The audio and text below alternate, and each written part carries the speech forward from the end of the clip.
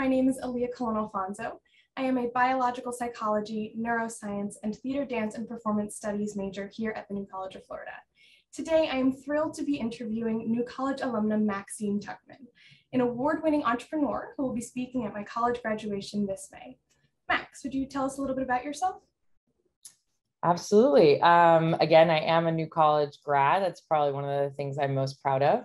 I'm Miami born and raised, and I'm an entrepreneur because of many generations of my family that were also technically entrepreneurs. And now I'm the CEO and co-founder of Caribou, as you can see here. And it's an incredible virtual playdate app where you can read, draw, and play games with multi-generational family members, especially kids 0 to 12. So I pretty much get to live the dream every day. Thank you. I'd also like to hear more about how your experience at New College helped you build your career. But first, what made you choose New College? What was it about the academic program that drew you to the school? Yeah, I struggled in high school in the sense that I just never felt challenged. I always kind of felt like one of many people at the school. I felt like I wasn't getting a rigorous program. No one really cared whether I failed out or stayed or was challenged or was pushed into more academically rigorous programs like AP and some other kind of programs. But I think the thing that really drew me was the fact that, one, the academic rigor of New College. As an honors college, it was incredibly important to me that I go to a place that would challenge me. I loved the fact that I had an opportunity to build my own kind of schedule and my own kind of path through getting a degree. I feel like a lot of the other schools I applied to said, like, you have to take these types of classes and that's how you make this degree. And I think New College gives you a lot of independence and a lot of freedom to create a course and a path to what you think that skill set should be for your future. Excellent. I'd also love to know more about your background. From what I've read about you, we have a lot in common. We're both granddaughters of immigrants. Your family came to America from Cuba, and mine came from the Dominican Republic and Puerto Rico. I believe my family's trajectory and their pursuits definitely affected my work ethic and the way that I am. Could you tell me a little bit about how your upbringing influenced your work ethic?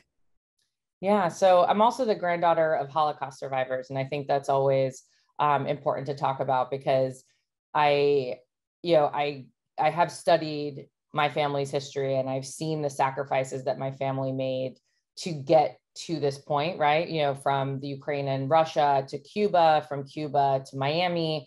And then when my mom's side got to Miami, they didn't speak the language. Surprise. People in the 1960s didn't speak Spanish in Miami. No one believes me, but it's true. And they ended up in Puerto Rico, right? I mean, it was just always looking for opportunity, always looking for a place where they could make it just enough so that their kids could make it, so that their kids could achieve more. And I'm incredibly grateful to all the sacrifices that my family made.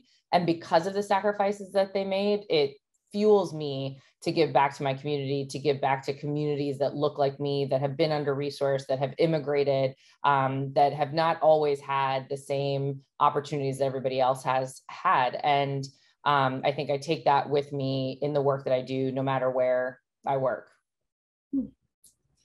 Another thing that we have in common is that we're both entrepreneurs. I've built 2 companies during my time at New College, and my thesis actually discusses women in business and how they're treated. So this conversation actually helps my research a little bit. Can you tell me how your experience at New College prepared you for life as a business owner? As you know, as a New College student, there is no structured path at New College. And I think that's what I loved about it. And honestly, as a business owner and as a tech entrepreneur, there is no structured path. And I think sometimes we do a detriment by sending kids to educational programs that are structured paths, because nothing in life is structured that way. And I think the fact that I had to build my own contract and, be pass or fail and add classes to my contract to push myself to try new things, to learn new skills, knowing that I kind of had a little bit of wiggle room.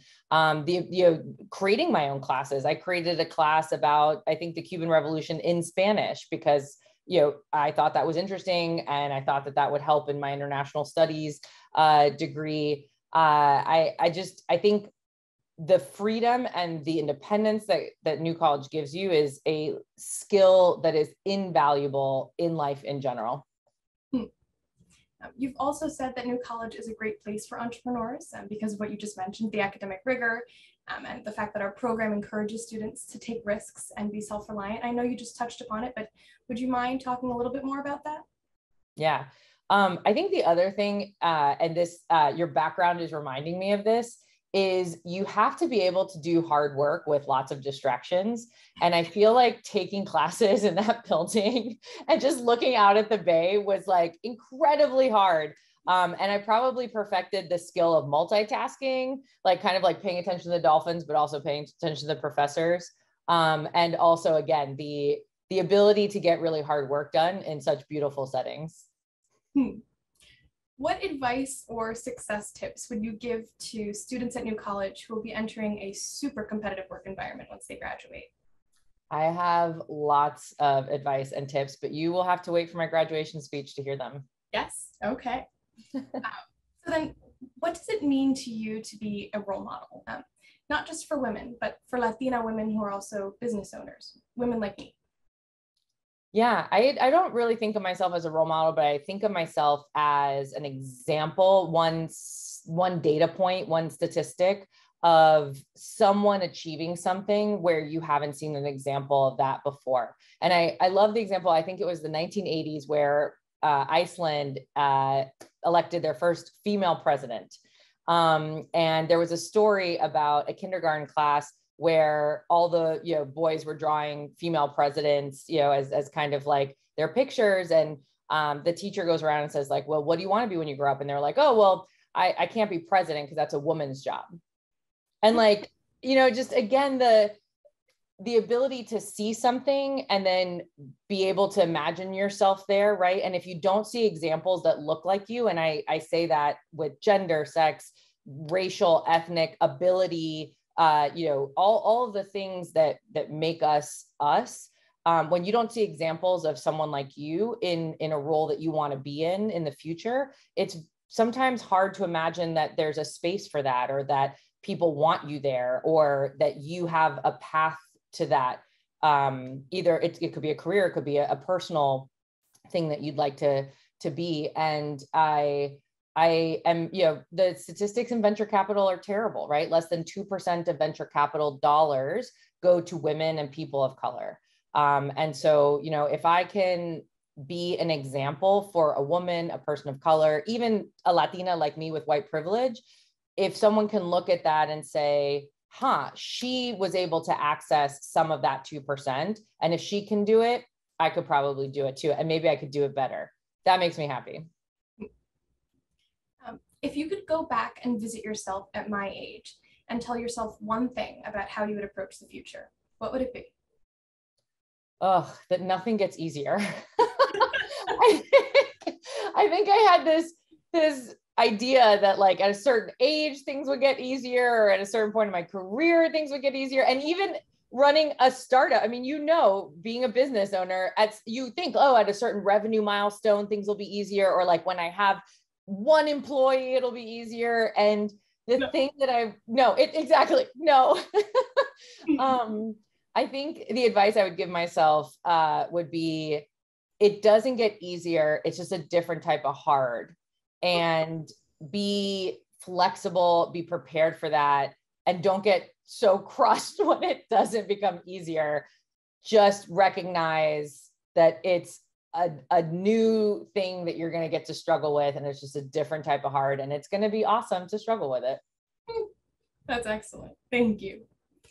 That's all the questions I have for you. Thank you so much for taking the time to speak with me. And I cannot wait to hear you speak at my commencement this May.